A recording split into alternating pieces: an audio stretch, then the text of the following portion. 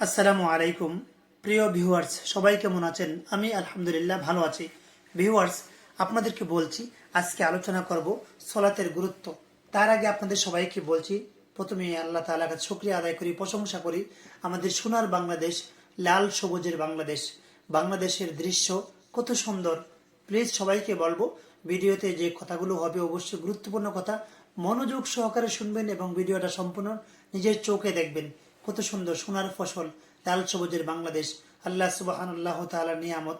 আপনারা যা দেখছেন এগুলো হচ্ছে সরিষা। আলহামদুলিল্লাহ সুম্মা আলহামদুলিল্লাহ, কত সুন্দর, কত সৃষ্টি, কত সুন্দর আল্লাহর সৃষ্টি। সুবহানাল্লাহ বলি সবাই, সবাই বলি সুবহানাল্লাহ।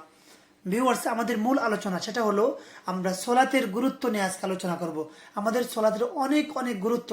আমার প্রিয় ভাই বন্ধুরা, আজকে জুমার দিন, আজকে জুমার দিনে আলোচনাটা করব। অনেক ভাই বন্ধুরা, মুসলিম বন্ধুরা আছেন, ভাইয়েরা আছেন, ওনারা শুধু জুমার দিন, শুক্রবারে জুমার দিন সলাত আদায় করে।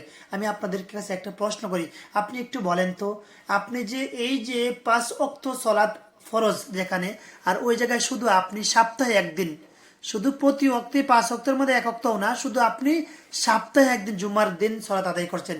ভাই, আপনার বিবেকটা একটু প্রশ্ন করে দেখেন তো, আপনি কি ঠিক করছেন? এটা কি হচ্ছে?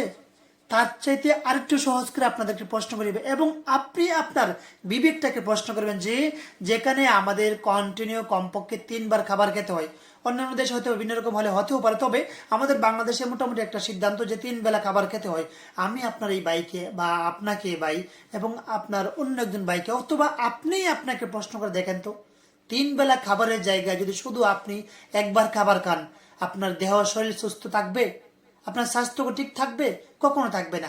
মনে রাখবেন, যদি আপনার স্বাস্থ্যকে সুস্থ রাখার জন্য, পরিপূর্ণ সুস্থ রাখার জন্য যেরকম ঠিক মতো প্রতিদিন অক্ত মতো 3 বেলা খাবার খাওয়ার প্রয়োজন, অথবা সুস্থতা থাকার জন্য যেরকম 5 ওয়াক্ত 3 ওয়াক্ত খাবার খাওয়া গুরুত্ব, ঠিক এরকম ভাবে দেখবেন সলাৎ আদায়ের ক্ষেত্রেও যে জায়গায় 5 ওয়াক্ত সলাৎ আদায়ের কথা বলা হয়েছে, সেই জায়গায় আপনি 1 ওয়াক্ত সলাৎ আদায় করে কখনোই কিন্তু জান্নাতে যাইতে পারবেন না, জাহান্নাম থেকে বাঁচতে পারবেন না। যদি জান্নাতের আশা করতে চান, তাহলে অবশ্যই আপনাকে 5 ওয়াক্ত সালাত আদায় করতে হবে, আল্লাহর হুকুম মেনে চলতে হবে। যদি আপনি জাহান্নাম থেকে বাঁচতে চান, তাহলে কিন্তু আপনাকে কি করতে হবে?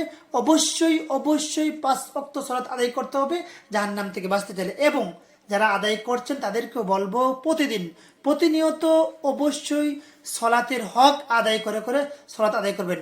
আল্লাহ সুবহানাল্লাহু তাআলা যেন আমাদেরকে সঠিক বুঝ দান করেন, বেশি থেকে বেশি নেক আমল করার তৌফিক দান করেন, সলাতের হক আদায় করে করে সলাত আদায় করার তৌফিক দান করেন। আমিন। আসসালামু আলাইকুম ওয়া রাহমাতুল্লাহ। ভিডিওটি ভালো লাগলে অবশ্যই শেয়ার করে দিবেন।